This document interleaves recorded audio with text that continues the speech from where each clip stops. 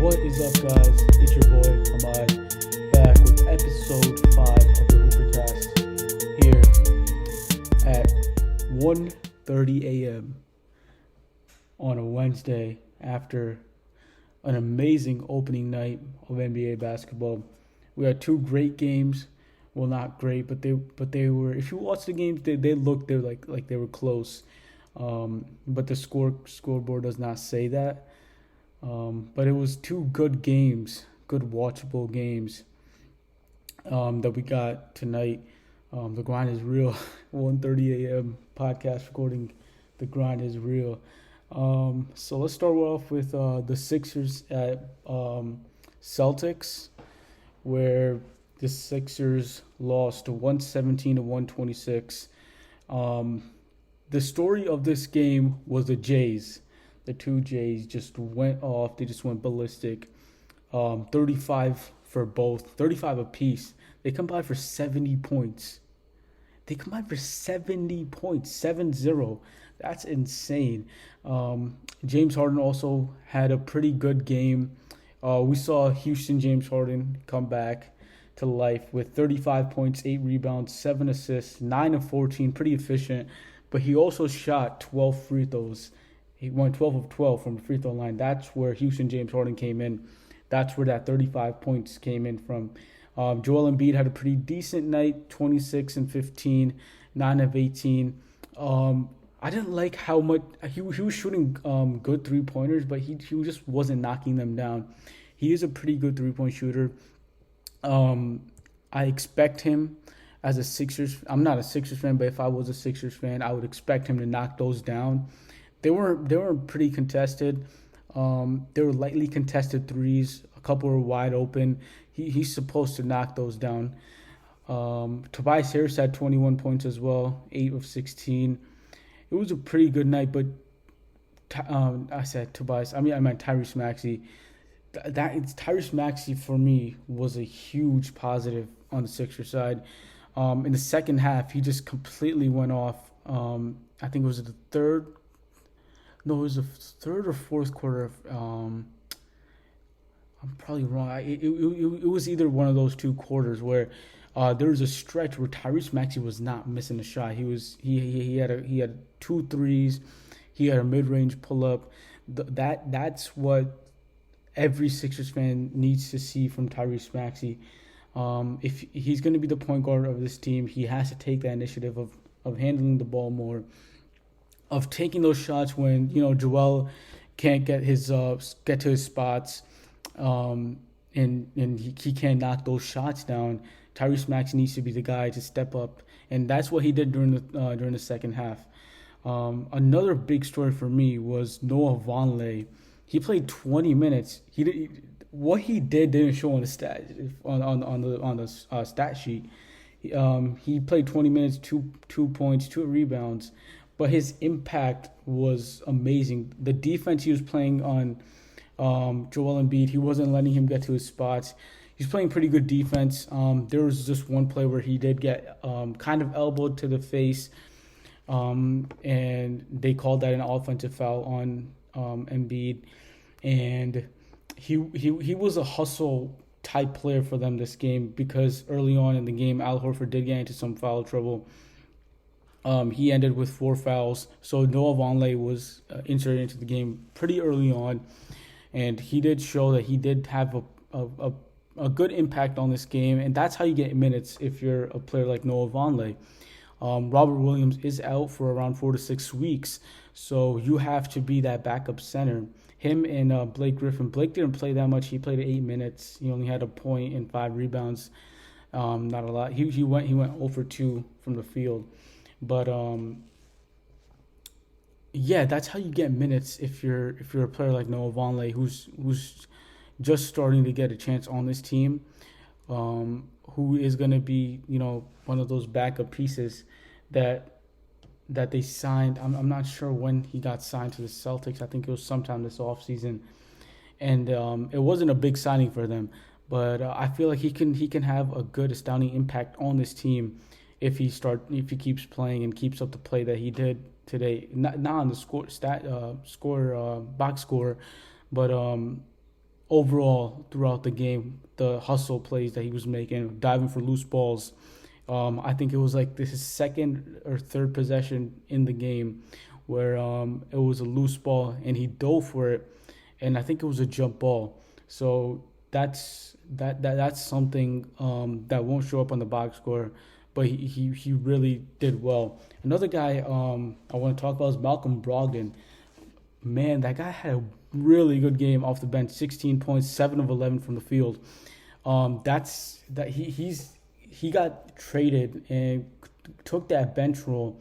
So when Jason Tatum and Jaylen Brown are off the court, when one of them is off the court, there was a stretch in the second half where Jaylen Brown was on the court with him, and he was still, facilitating the offense. That's why they traded for him. That's what they need him for. When they don't have one of them on, or when they don't have both of them on, they can of the Jays. Malcolm Brogdon can handle the ball, score the ball for them. He had some amazing plays. He set up Jaylen Brown for two wide open threes, where Jaylen Brown missed the first. This was in the second half, and he made the second one from the same exact spot. So that's what Malcolm Brogdon does well, and he played amazing. Also, that storyline of Joel Embiid trying to not injure him. I wouldn't say he was trying to injure Marcus Smart. I don't know what his intention was with that, but from the looks of it, it looked like Marcus Smart was about to pop his elbow or his arm. Marcus Smart did say, I don't want to misquote Marcus Smart. He said he could have cracked Embiid if he wanted to, but he didn't. I could have cracked his head open, but I didn't. So I don't know if that's going to be small beef going around with the Sixers and Celtics. It's not worth it though. So I don't know. But Jason Tatum and Jaylen Brown, those were the two biggest stories of this game. They both played 39 minutes a game apiece. JT has 35, 12, and 4. Jaylen Brown has 35, 3, and 2. They both shot pretty efficiently. Jason Tatum shot 13 of 20. Jaylen Brown shot 14 of 24. But these two, if they can coexist like this on this team, man, this team is definitely going to make another finals run. The way they were playing, if they continue on from the momentum of last season, of that second half of that season after the All-Star break, where the energy shifted for them. That's what they said. The energy just shifted after that tweet and after what was going on within the locker room. The energy just shifted, and that's what they said was once we started winning so many games, they were like the best offense and defense in the league at the second half of the season last year. And if they can keep that momentum up, they're definitely going to make another finals run. And I don't see anybody coming in their way. I was low on them in our over-under rankings. I had them in our standing prediction. I had them third. But I had the Sixers above them. If the Sixers start making these mistakes that they were making, like missing wide-open shots, Tobias Harris in the fourth quarter had a couple of wide-open threes and wide-open middies that he was just not hitting. And he needs to take those shots. So that's something I would say about this. Their bench, they didn't perform well at all. They had only 11 bench points compared to, let me see how much the Celtics had. The Celtics had 33 bench points compared to the Sixers 11. That's a big margin right there, difference right there. So I feel like the Sixers bench just needs to do better. DeAnthony Melton, he only had 5 points, 2 of 4 from the field. You can't just have all of the ball load on Joel Embiid, James Harden, Tyrese Maxey, and Tobias Harris to some extent. When they are off, Tobias Harris can handle the ball, create his own shot. PJ Tucker didn't have that well of a game as well. He was playing. He didn't play that good of a defense as well because I think he was guarding Jason Tatum, and JT had 35. So I don't know about that. But I was surprised of how many minutes George Niang was playing over Matisse Thybulle. I was on Sixers Twitter after the game, and they're like, why are we playing George Niang 12 minutes when we have Matisse Thybulle on the bench, who, by the way, they did not extend. He's going to be becoming a restricted free agent at the end of the season, which I was surprised about because Matisse Thybulle is an amazing bench piece for them. So I was surprised they didn't extend him.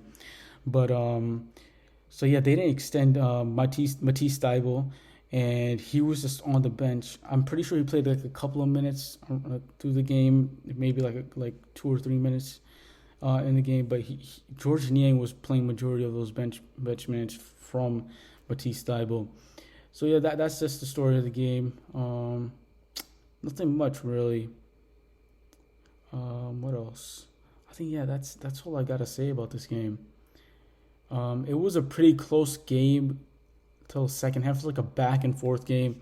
James Harden had like 22 at the half, but the Celtics just took over in the second half. They outscored the Sixers in the third quarter, 35-25.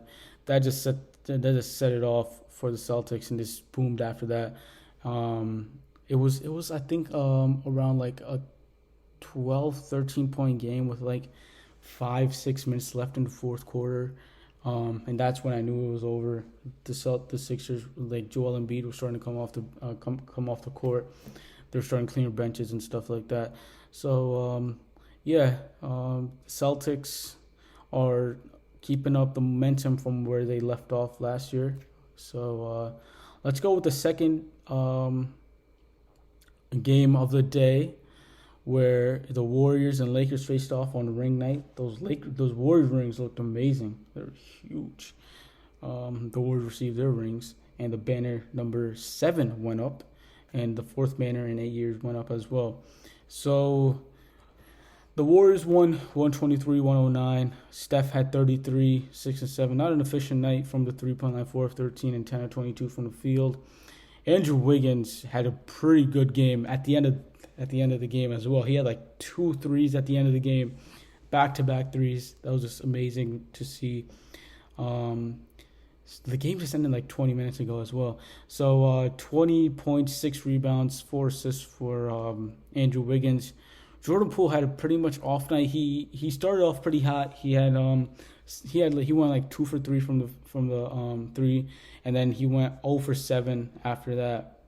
Or 0 for 6 after that, those 2 threes that he hit. He finished with 12 points, 2 rebounds, 7 assists, 4 of 15 from the field, and 2 of 9 from the 3. Clay had a pretty good game. He started off hot as well. He had a couple of points in the first quarter. And then he slowed down, like, how Clay does as a second option or like a third option. He just, slows down, plays to the pace of the game, how the game's playing. He just plays like that. Draymond had a pretty good game to his standards, 4 points, 5 rebounds, 5 assists. The story for me was JaMychal Green. That was the key piece. I'm trying to go away from the stars and trying to focus on those smaller pieces that were picked up this season. For the Warriors, it was definitely JaMychal Green. His hustle, his offensive rebound. He had 8.7 rebounds, and I'm pretty sure it's not showing me how many offensive rebounds, but I'm pretty sure like half of those were offensive. He probably had like 4 offensive rebounds. He went 3 of 6 and 2 of 3 from the 3-point line. And this JaMychal Green was an amazing pickup for them. The hustle player that they needed off the bench, that was JaMychal Green for them. Dante DiVincenzo was another pickup that they had. He played pretty decent. His defense wasn't there at all. He was like giving up, like not wide open, but like the players he was guarding weren't like they're having good nights. Let's just say that. He had a pretty decent defensive game. James Wiseman had a pretty good game as well, 8.7 rebounds. But for me, it was JaMychal Green, the story of the game for me, 100%. He had a great game, great hustle game for him.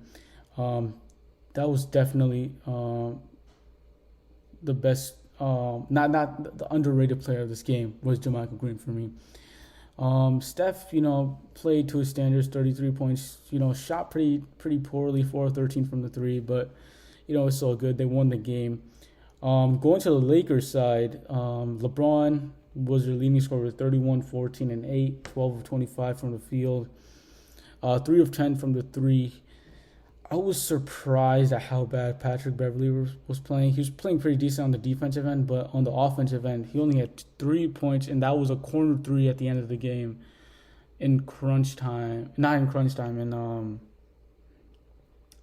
it was like a 15-point game, and he just hit a three, bring it to 12. But Andrew Wiggins went down the corner. I think hit the three, but he went 1 for 5 from the field. All of his shots were threes.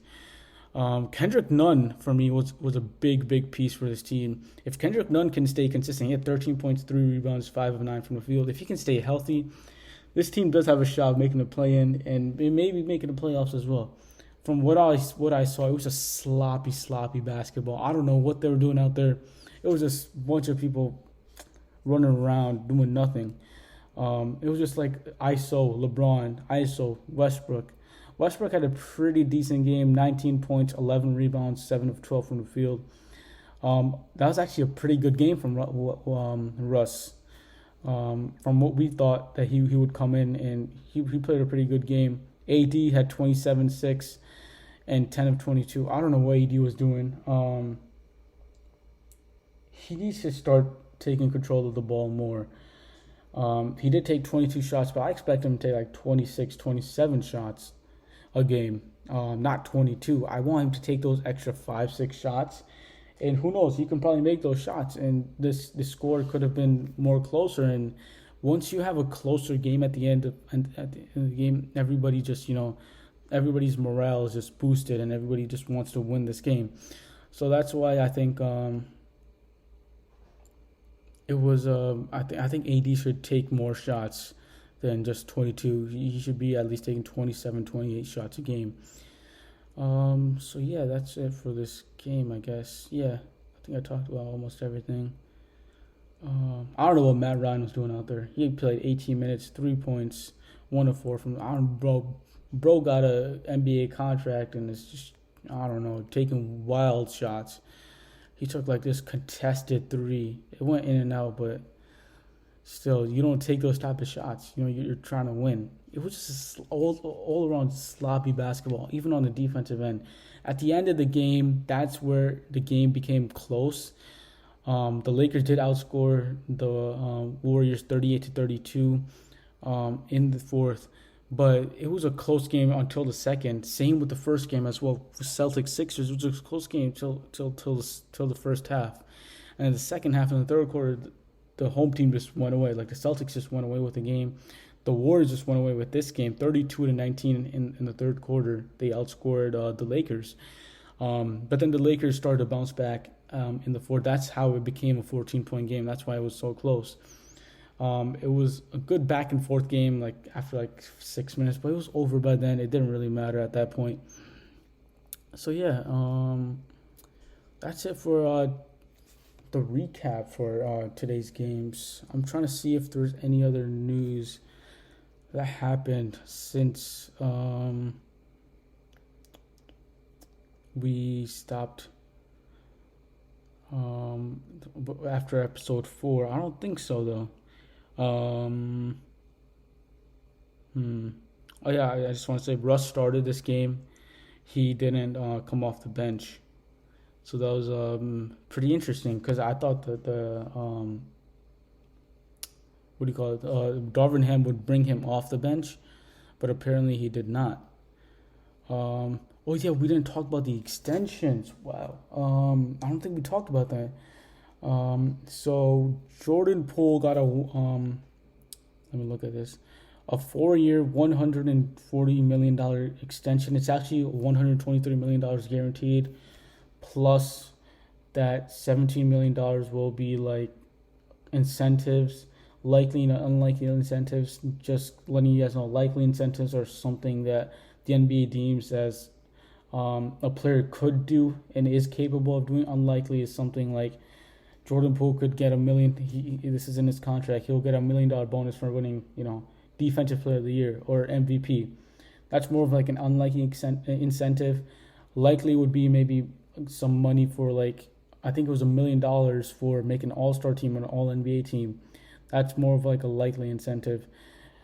Andrew Wiggins got a 4-year, $109 million contract extension. I was surprised Wiggs got that because of how much they're in the luxury tax now. What else? They were like 80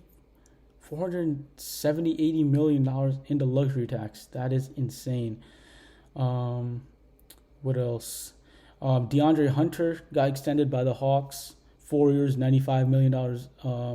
That's a pretty good deal for both sides. It's actually, if DeAndre Hunter turns out to be an amazing 3-and-D wing for the Hawks, this was a steal for the Hawks.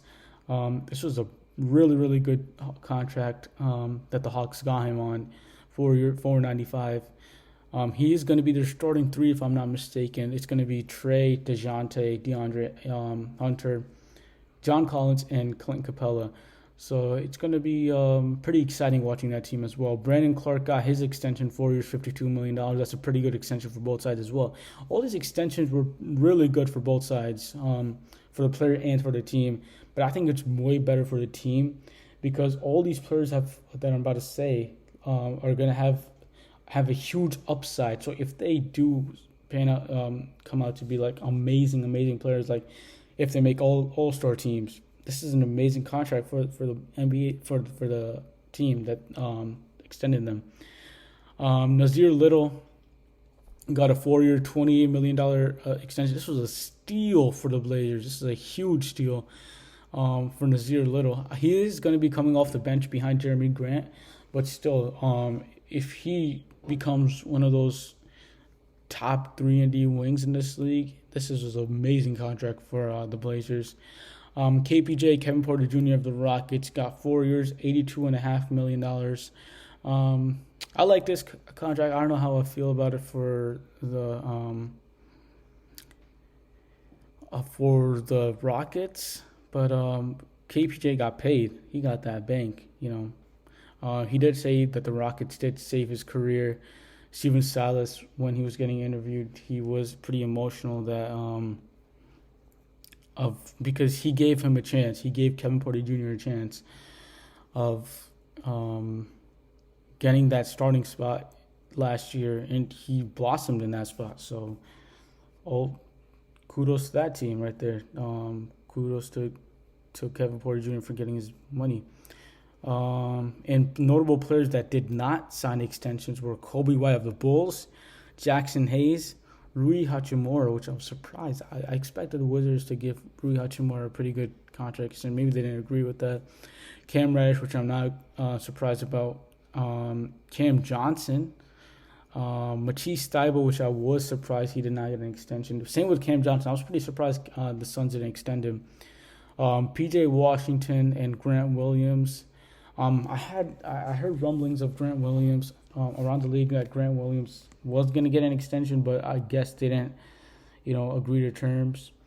So, yeah, I guess that's it for today. Sorry about if I'm sounding a little down because, bro, it's 2 a.m. now, 1:50. I'm going to start uploading this right now. This will be up before you guys are up in the morning. So hope you guys enjoyed this episode. Episode 6 will probably be out sometime during this weekend where I'll talk about what's going on, from tonight, Wednesday night's games, Thursday night's games, Friday night. I think I'll record this on Friday, so Friday night's games won't be in there. But it will be Wednesday and Thursday games. We got a pretty loaded slate as well. I think tomorrow we got Suns, Mavs. We got Knicks, Grizzlies, which are the headliners of tomorrow. Pistons, Magic Pistons, Wizards, Pacers, Bulls, Heat, Cavs, Raptors, which I'm excited about. I really want to watch that game. Pels, Nets, Rockets, Hawks, Hornets and Spurs, Thunder, Timberwolves, Nuggets, Jazz, Mavs, Suns, we just said, and Trailblazers, Kings. So that's like 12. Yeah, that's 12 games. So 24 teams will be playing on. So tonight, which is a couple like 6, 18, 19 hours from the time of this recording. And on Thursday, it's only 2 games actually: Bucks, Sixers, and Clippers, Lakers. So we'll go over those 2 games and then the 12 games that will be on Wednesday night. So thank you guys for listening to episode 5 of the HooperCast. This is a pretty short episode. We just went over what's going on around the league. But those 2 games, amazing opening night. Ring ceremony, Warriors, Celtics, the 2 teams that met up in the finals won. Appreciate you guys watching or listening to this episode. Follow me on Courtside Capital. I've posted my final scores. I'm starting to do that again. I'm trying to do that for every single game. I'll try to keep up with that for every single game going on this season. So appreciate you guys listening. Hope you guys have a great rest of the week. Stay safe out there. See y'all later. See y'all for episode 6 in the week during the weekend. And peace.